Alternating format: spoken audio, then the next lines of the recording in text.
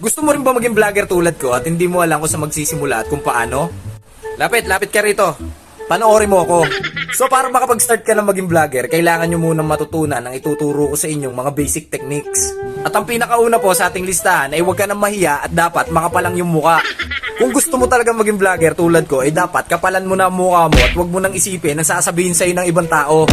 Kasi kapag pinasok mo na ang pagbablog, kailangan malakas ang loob mo at handa kay pangalandakan sa buong mundo, yan nag-iisang mukha mo. At kahit anong pa man niyang gawin mo sa buhay mo, may masasabi at masasabi pa rin sa'yo ang ibang tao. Kaya mawalan ka na rin ng pake sa sasabihin nila sa'yo. Kasi tingnan mo, minsan lang tayo mabubuhay sa mundo, kaya gawin mo na kung ano yung makakapagpasaya sa'yo. Pangalawa, kailangan mag-practice ka magsalita at humarap sa iyong camera. Sa pamamagitan nito ay mabuboost yung confidence mo na makipag-usap sa camera mo ng solo. At dito mo rin mapapractice yung mga gusto mong sabihin sa mga tao. Tulad ng gusto mong sabihin intro sa vlog mo. Hi vlog, welcome to my guys. At ayun po what's up sa inyo mga At syempre yung intro ko kapag ako'y nagbablog. Bulaga, welcome back guys sa aking muka. Madali ka na makakapagsalita kapag praktisado mo nang humarap sa iyong camera. Pangatlo sa ating listahan, kung magbablog ka, kailangan meron kang niche or sariling content. So ano nga ba tong niche or tinatawag nating content? Ito yung isang topic na content mo para makilala ka lalo ng ibang tao. Halimbawa, marunong ka sumayaw. Gumawa ka ng mga tutorial videos mo na nasayaw. Or kung marunong ka namang kumanta, mag-cover ka ng sarili mong kanta. Or kaya mahilig ka mag-travel vlog ka kung marami kang pera. Or marunong ka magluto, takamin mo mga manunod mo gamit yung mga video ng pagluluto mo. At kung ikaw naman ay nahihiya at ayaw mo ipakita ang iyong muka, pwede kang mag-voice over vlog.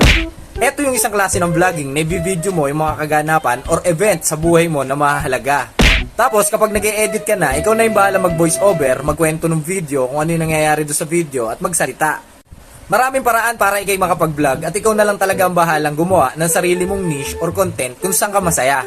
Pang-apat, dapat mag-aaral ka mag-edit. Kasi sa editing, nandito yung buhay ng vlogging. At dito mo mahihikayat na mas lalong manood sa'yo mga tao. Kahit yung mga basic editing lang muna ang pag-aralan mo sa ngayon. Tulad nito, paano ka makakapaglagay ng gantong text sa mga videos mo. Mga basic transition tulad nito. You are my honey bun sugar plum pumpkin.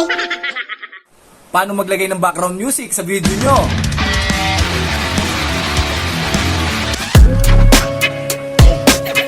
At kung paano maglagay ng mga pictures tulad nito. Ako'y tahimik lang sa umpisa, kahit di mo ko pilitin. Malasing mo lang. Kapag nagawa at napagsama-sama mo na yung mga nabanggit kong tips from 1 to 4, dito na tayo sa number 5. Be consistent sa pag-upload mo. Kasi dito ka mas mag-e-engage sa mga tao or dito ka makikilala ng mga taong nanonood sa'yo. So kapag pinasok mo na itong mundo ng vlogging, kailangan mo na mag-isip na susunod na i-content mo. Hindi po pwede rito sa pagbablog yung kung kailan mo lang trip mag-upload tsaka ka lang mag-upload. Tandaan na merong algorithm na tinatawag ang social media natin. Halimbawa na lang dito sa Facebook, hindi i-recommend ni Facebook algorithm na panoorin yung mga videos mo ng mga tao. Bakit? Kasi hindi ka consistent at tamad ka mag-upload ng mga videos mo. So para ka mapansin ng Facebook algorithm or ni Meta, ganito gawin mo.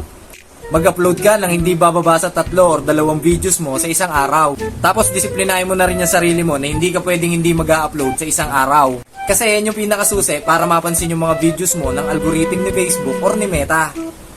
Tapos jackpot at swerte ka kapag may nag-viral kahit isa.